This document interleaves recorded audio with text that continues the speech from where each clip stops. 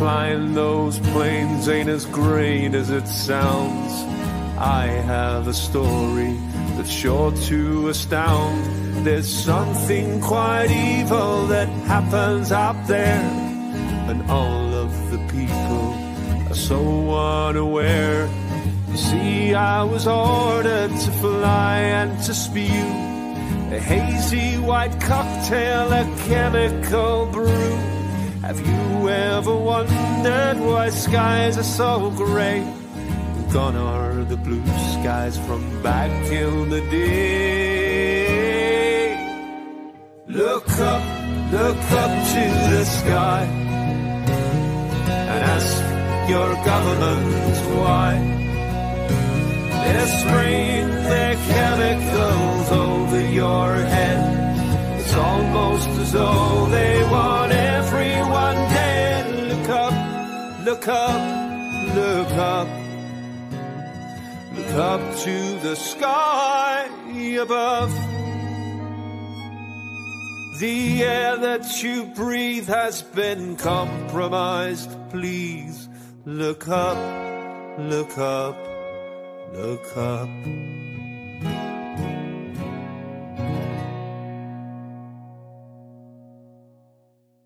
My name is Kristen Meghan, and for 23 years, I have worked as a senior industrial hygienist, which is an occupational environmental health and safety professional.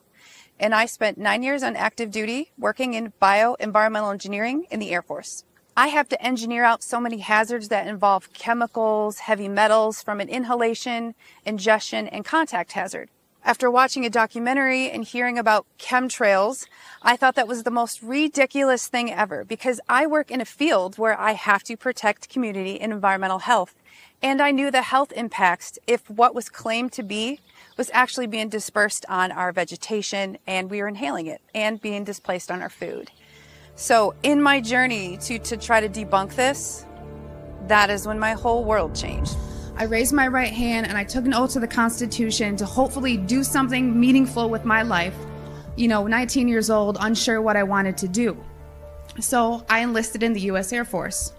I want to say around 2006, I started kind of opening my eyes to how the military wasn't really what I thought it was. And people approached me knowing what I did for a living and said, "Have you ever heard of chemtrails?" Well, I hadn't. I went online and I looked at chemtrails. I saw a lot of, debunking, a lot of sites that were just kind of calling it a conspiracy theory. And I thought, well, geez, this is what I do for a living. Preventive health, making sure that people are not getting sick, especially in the workplace, and by things that we're doing that can affect, human health and the environment. I didn't debunk it. It literally changed my life. It's not easy standing here and telling my story. One day I was going through that computer system, which if you want to look it up, it's called an Air Force Form 3952. It is the approval of hazardous materials. I was finding tons and tons of large quantities of aluminum, barium, strontium in the forms of oxides and sulfates. So I asked the question, what is this being used for? I never got an answer, so I didn't approve it. And it sat there. And then the heat came down. Are you behind on your 3952s? Only a select few of us did that. So I started asking questions. And at that point, my demonization began. I made my rank. I was decorated. I was a non-commissioned officer of the quarter. I won lots of awards. I had no reason for anyone to attempt to demonize me. When I started asking the question again under a new commander, I never in my life thought I would have somebody look me in the face and tell me, "I am questioning you.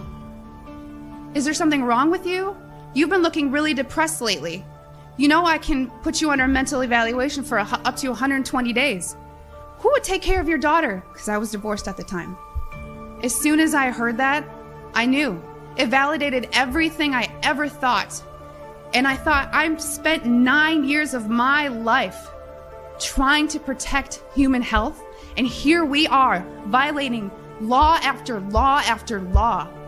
Just sitting here, instead of protecting the people, we are poisoning the people.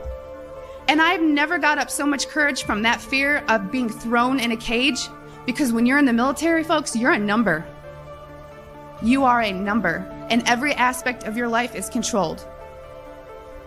I was so lucky that my enlistment was coming up and I was supposed to re-enlist. I ran and did not look back. And I have been blowing the whistle and shouting ever since. And I left October 27th, 2010.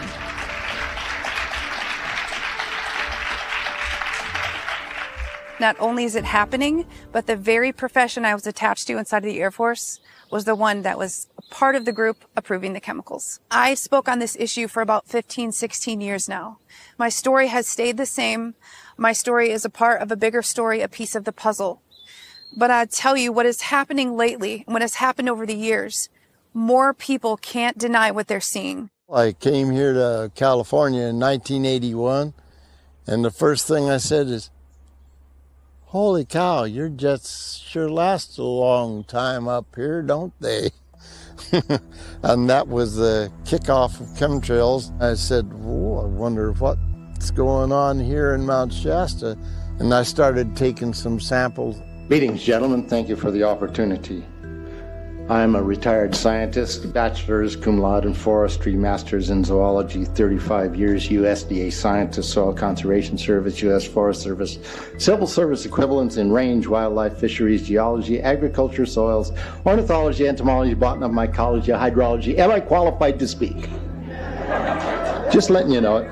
Okay, you want some figures? Okay, latest water test. Tested the rain. 13,100 micrograms per liter of aluminum in the rain in 2013. Normally, it should be 0.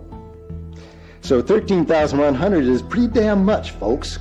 It used to be 0, then it was 100s in the 2000s, and then since 2010, it's into the 1000s and the latest 13,100.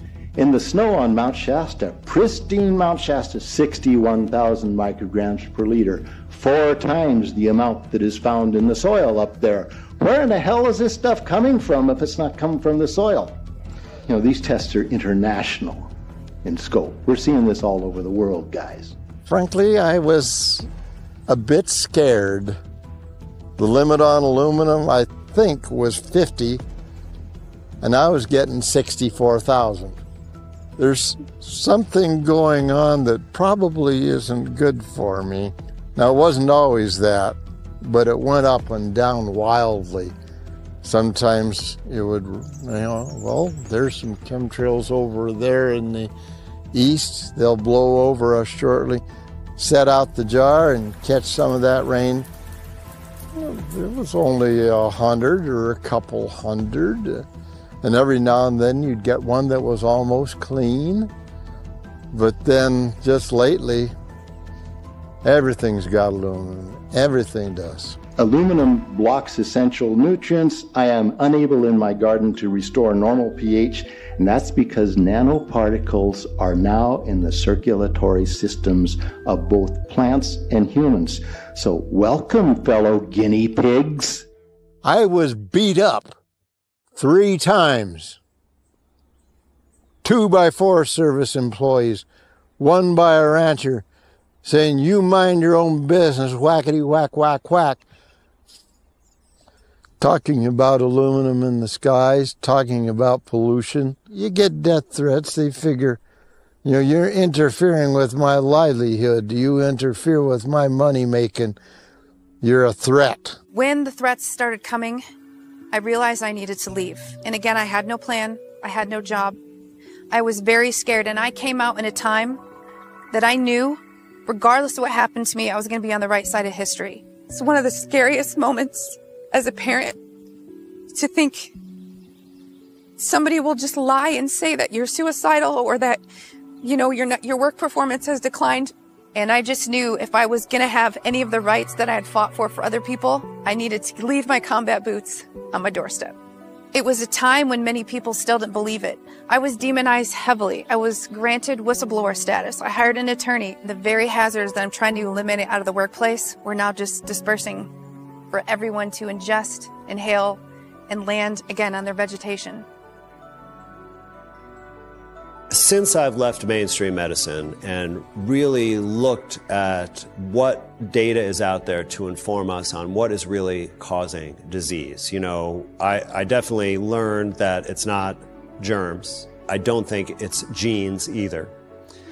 And what I do see is massive evidence that we are exposed to an immense chemical soup of man-made poisons that never existed in nature, our bodies are unfamiliar with, and it disrupts our natural biology. And these come from so many different sources. But there's one source of this exposure that you really are impotent to do anything about it. And it is the geoengineering spray that's coming down from our skies virtually every day. With aluminum, for example, if it is inhaled, we know that it does get inside the body. And the same thing is true with strontium. So we may not know the toxicity based on inhalation, but we could probably assume that it is pretty similar to other roots because it does go into the same places in your body. When I learned that we are being poisoned, it's emotional every time I go outside. You know what I mean? It's to the point where I've become more of a recluse, which is not me, because I know I don't want to go out and breathe it. When I see them spraying, it just makes me not want to go out. I've overcome it because I've gone through a journey, but most people would be depressed sitting inside all day. Like if they knew that and then they were scared to go outside, they're going to get more depressed inside. I want to go out on a sunny day and enjoy time with my family and not have overcast and then have everybody coughing and sick because all this crap is just falling down. It's in our soil, it's in our water. We inhale it because what goes up must come down. Is it hard metal? Is it shards of metal? Is it in nanoparticulate? Is it oxides? Different metal, if it's inhaled, it can cause respiratory issues. If it's ingested, it can cause GI issues. But either way, it affects neurodevelopment and it is a hazard to your brain and it breaks the blood-brain barrier. This is why a lot of people decide not to vaccinate because of the aluminum and the adjuvants and preservatives. So if people can believe that, there's some people that believe that contaminant but don't believe this. So you kind of, again, have to look at that synergistic toxicity. But when you're dealing with strontium, aluminum, and barium, all can be naturally occurring in Earth, but just like fluoride, there are different forms and different uses. So all of these metals are attacking the same target organs. It's targeting your food, your water, and it's coming in multiple different ways. I actually feel down. I mean, most people do, with days and days of just thick, nasty haze and lines. It's depressing. I'm sick of it. And I cannot control what is happening in the sky above me. I'm not having that. I can control what I put into my mouth. I can control what I feed to my child. I can control how I grow my food and if I want to spray pesticides or not. But I cannot control the experiments over my head that remain unchecked, untested.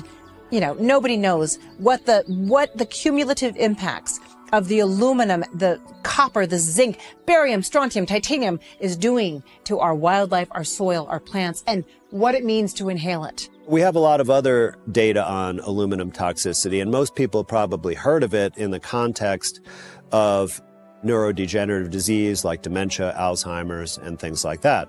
And there is considerable evidence of neurotoxicity from aluminum. So that could include neurobehavioral problems where someone has, different behavior, like if you could think of some of the childhood neurodevelopmental disorders like autism, for example, where there's markedly different behavior, as well as some neurodegenerative diseases that you would find in adults like multiple sclerosis, certain types of dementias known as frontotemporal dementia like Pick's disease, and many others that can have behavioral problems. And there's a host of mechanisms whereby aluminum and other heavy metals are toxic, one of them being that they generally are oxidants, so they cause oxidative damage or lipid peroxidation, where the fats in our body, which are really important in the nervous system because maybe 80–90% of the solid mass of our nervous system is fat. And so if we oxidize that fat and its function is disrupted, obviously that's going to cause issues with our health. Blue Cross and Blue Shield came out with, in 2020, a paper that said early onset dementia and Alzheimer's on the rise for ages 30s and 40s. Well, no wonder. Not only is aluminum now the go-to in all of the jabby-hoos, now it's in the sky. Yeah, but think about it. Inhaling aluminum apparently makes it more bioavailable than if you were to eat it or drink it. Our bodies absorb the aluminum, the barium, these heavy metals that don't get processed by the liver. You know, the liver can't process these heavy metals, so what do? They go straight to the brain. And now we wonder why there's, you know, an increase in dementia over the last 30 years. Alzheimer's, it's heavy metals making people lose their minds.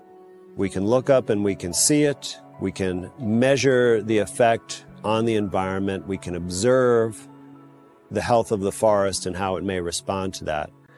But we can't change our lifestyle and avoid it. We have to go outside. We have to breathe the air. We have to experience the climate. And this is why it is such a serious problem that we need to address. The difference between a contrail and a chemtrail would be that contrails are just obvious condensation. It's like when you put a cold glass of water outside in the heat and you see that condensation forming. It's very unique humidity and temperature circumstances that exist at very particular altitudes. And so when a plane is flying through a very specific area, of course, it can create a condensation trail. There are people who think that contrails are not a thing. Contrails are a very real thing. Water vapor is real. You will see contrails. Some are a little bit more persistent based on weather conditions. I know this from my profession. You have relative humidity, dew points, different things. Let's say it's like a really cold, brisk day outside, and you look up. The airplane looks small, and then you've got this white trail coming out the back. As the plane moves forward, the length of that line doesn't change, right? It follows the airplane and it dissipates back here because it's melting. So where it comes out of the airplane, it's the coldest and it's freezing. And as the plane goes forward, the ice crystals melt, right? So you can literally see it following the airplane, because if you think about it, all the airplanes are doing the same thing and they're in the same airspace.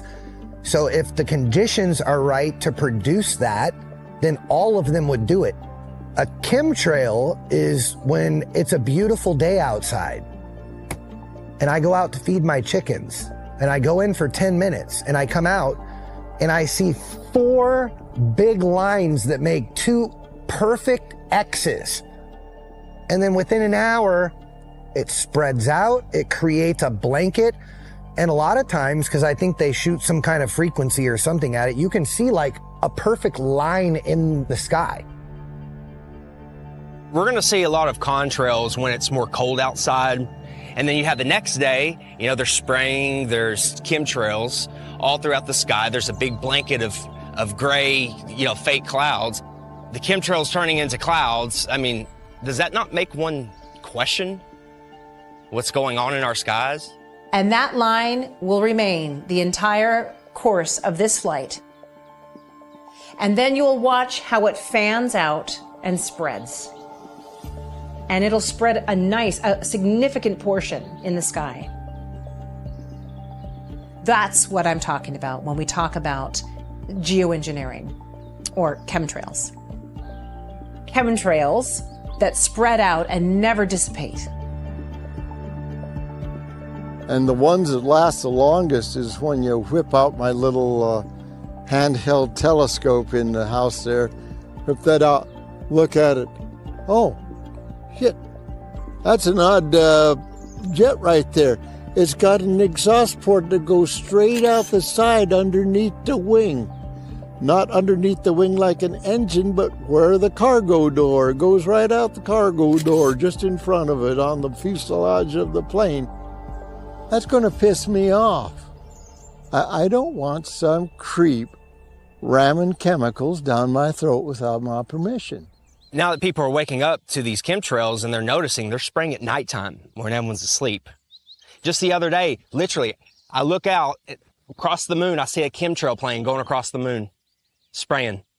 And then shortly after I go to lock everything up, the whole sky is covered in a blanket of gray fog. Because they're spraying at nighttime. Because people are waking up to this. People are realizing, hey, that's not normal. That looks different. Hey, why is it every time they spray, people are getting sick?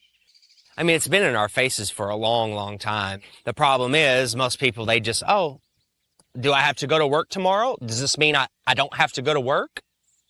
If not, they just, oh, okay. The thing with these contaminants that people forget, like radiation, in the form that it's being dispersed, by the time that it's getting down to you, you're not seeing it with your naked eye. Some people are noticing different powders. I know that rain bringing it down, people have done swipe samples on it. And of course, it's very important when you set out a water jug, make it as far from the trees as possible so you don't get any wind blow. And if you do start getting wind blow, I bring them in because I don't want anything coming in off the trees that could possibly contaminate my rain sample. I want a good, clean rain sample where the only dirt in it is somebody's chemistry. I wanted to find out what was in the flares that they were using. What sorts of chemicals and metals were they using? Because my rain results, there was aluminum, a lot of aluminum, by the way, a little bit of strontium, barium, a lot of magnesium, copper, zinc, and then titanium.